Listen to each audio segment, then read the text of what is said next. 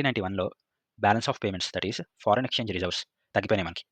And physical deficit పెరిగిపోయింది. Physical deficit అంటే అందరికి తెలుసు కదా! పాత క్లాస్‌లో చెప్పాను రిమైండ్ చేసుకోండి. Revenues, expenditure okay. రెవెన్యూస్‌లోంచి ఎక్స్‌పెండిచర్ నుంచి రెవెన్యూస్ తీసేయగా ఇంకా ఎంతైతే మిగిలిందో ఆ ఎక్స్‌పెండిచర్ అమౌంట్ ఇంకా ఎక్స్‌పెండిచర్ చేయాల్సిన అమౌంట్ ఏదైతే మిగిలిందో అది బ్యాలెన్స్ అమౌంట్ మనకి అడ్మినిస్ట్రేషన్‌కి ఇంకా కావాలి. ఆ లోన్ తీసుకుంటాం దానికోసం. ఎక్కడ తీసుకుంటాం? ఆర్‌బీఐ దగ్గర బేసిక్ మీన్స్ అడ్వాన్సెస్ కింద తీసుకుంటాము. అడ్మినిస్ట్రేషన్ రన్ చేయడానికి అని చెప్పి చదువుకున్నాం ఫిజికల్ డెఫిసిట్ అది. సో, 1991 ఏమైంది బ్యాలెన్స్ ఆఫ్ పేమెంట్స్ ఓకే. వల్ల ఫారెన్ ఎక్స్‌చేంజ్ రిజర్వ్స్ ఏదైతే ఉన్నాయో బ్యాలెన్స్ ఆఫ్ పేమెంట్స్ అంటే ఏంటి మీకు ముందు ముందు తెలుస్తుంది. ఫారెన్ ఎక్స్‌చేంజ్ రిజర్వ్స్ అని తగ్గిపోయాయి. సో, దానివల్ల ఫిజికల్ డెఫిసిట్ అనేది పెరిగిపోయింది.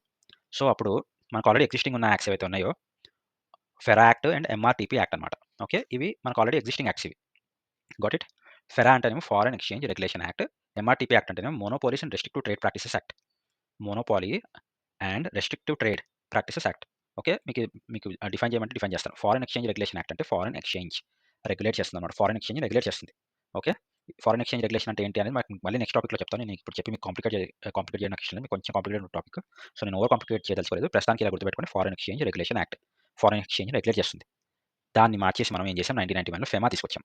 ఫెమా అంటే foreign exchange management act. Okay. అంటే డిఫరెన్స్ మాత్రం చెప్తానండి మీకు. డిఫరెన్స్ ఏంటంటే కొంచెం ఫ్రీ హ్యాండ్ ఇచ్చామన్నమాట మనం.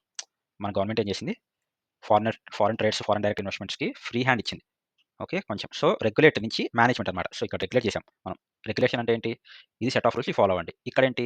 మేనేజ్మెంట్ చేసాం. మేనేజ్ అంటే ఇవి రూల్స్ మీకు కొంచెం ఇలా అయినా మనం కొంచెం అడ్జస్ట్ చేసుకోవచ్చు. చేంజెస్ చేద్దాము అని చెప్పి చేసుకున్నాం. సో, ఫెరా యాక్ట్ కాస్త ఏమైంది? ఫెమా యాక్ట్ అయింది.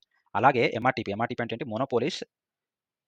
మోనో మోనోపోలీస్ లేదా మోనోపోలీ అనుకుందాం. మోనోపోలీ ఎం అంటే monopoly and restrictive trade practices. Restrictive అన్నమాట. రెస్ట్రిక్టివ్ అంటే రెస్ట్రిక్ట్ చేయడం. ఆపడం. ట్రేడ్ ప్రాక్టీసెస్ అంటే ఫాల్స్ ట్రేడ్ ప్రాక్టీసెస్ తప్పుగా చేసే ట్రేడ్ ప్రాక్టీసెస్‌ని రెస్ట్రిక్ట్ చేయడం. మోనోపోలీ అంటే ఏంటి? మోనోపోలీ అంటే బిజినెస్ కదా!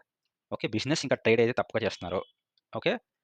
వాటిని రెస్ట్రిక్ట్ చేయడం. సో, ఫెరా యాక్ట్ అంటేనేమో restriction to the foreign companies.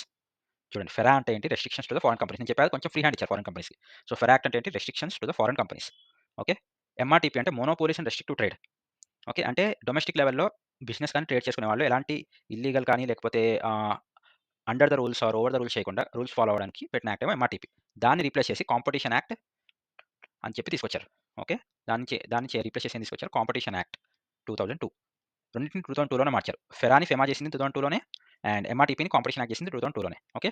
So, నేను మీకు ఇది తీసేస్తాను క్లియర్‌గా ఉంటుంది కొంచెం. And yeah! ఫెరా ఏమైంది? ఫెరా ఇక్కడ చూడండి. ఫెరా వచ్చేసి ఫెరా ఏమైంది? ఫెమా అయింది. ఎంఆర్‌టీపీ ఏం జరిగింది? ఎంఆర్‌టీపీ కాంపిటీషన్ యాక్ట్ అయింది. ఓకేనా? సో, ఇక్కడ వరకు క్లారిటీ వచ్చింది కదా!